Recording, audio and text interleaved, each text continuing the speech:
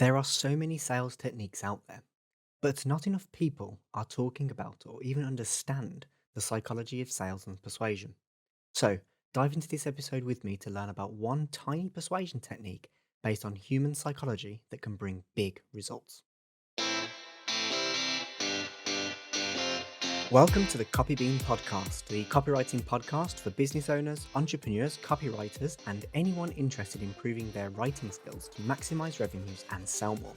I'm your host, Bob Taylor, creative conversion copywriter and persuasive word strategist. Today we'll be talking about the psychology of choice and how offering choices to your customers can help boost your sales. As already hinted at the top of this episode, this is all about using human psychology to frame your offers. But more importantly, this technique does this in a way that doesn't get your prospects' defensive walls up. So, you don't have to employ Trojan horse marketing techniques to force feed your customers your offers. When we hear or when we read, you need this, or you should get this to get XYZ results, or without this, you will fail. What our subconscious mind is hearing is that we don't have a choice, that the only way to get the results that we want is to do what we're being told to do. And nobody likes to be told what to do. When we feel like we don't have a choice, we feel like we've lost our free will. And when we feel like we've lost our free will, well, we're not in any mood to buy. And we're certainly not panting at our screens, desperate to punch in our bank card details to secure our purchase. When you give your prospects the choice to buy your offer compared to something else, suddenly they feel in control. And when we feel in control, we feel empowered. When we feel empowered, we're in exactly the right place to make a buying decision that we feel good about. So, how do you give your prospects the choice? Well, choice is only available when there are other options. So, framing your offer as the customer's only option is, of course, the wrong path to take.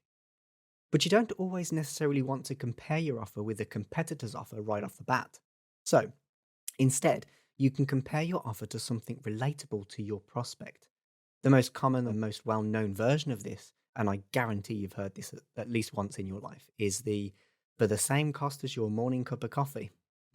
Now, that particular one is massively overused, so I don't recommend using it because your prospects will immediately see your offer as the kind of same old, same old.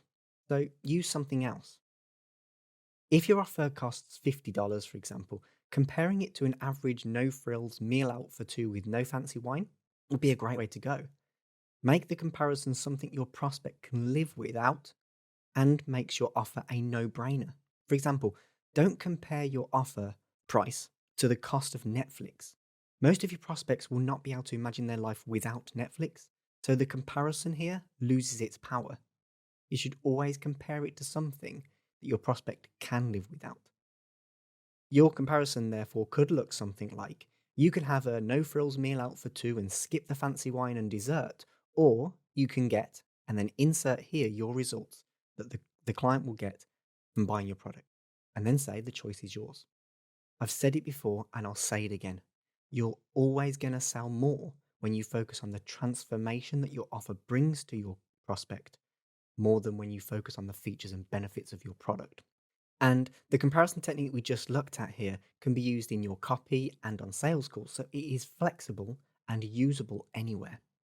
So, now you understand how to use the power of choice in your marketing and the psychology behind it, it's action time. The simple action you can take from what we've learned today is to find at least one comparable and undesirable purchasing option to your offer. The value must be similar, and the thing you compare your offer to must be something that your prospect can imagine living without. Remember, you're saying that they can either have what you're offering or this thing. So we don't want to put them in a position where they feel they're sacrificing something in order to buy your offer. And once you've done that, use it in your next social post, email, and sales call and see what results you can get. Thanks for joining me today to learn about the psychology of choice and how offering choices to your customers can help boost your sales. Don't forget to take action on what you've learned by putting it into practice. And if you enjoyed today's episode, make sure you hit subscribe and leave a review wherever you're listening. If you'd like to learn more about how I can help you improve your marketing efforts and boost your conversions, Just go over to copybean.co.uk and discover how you can hire me to write copy that increases sales, conversions, and your engagement. If you'd prefer to learn the skills for yourself, you can visit my website copybean.academy to find courses, live workshops, and products that you can use to expand your knowledge and improve your copywriting skills. That's all for today. I'll speak to you again soon.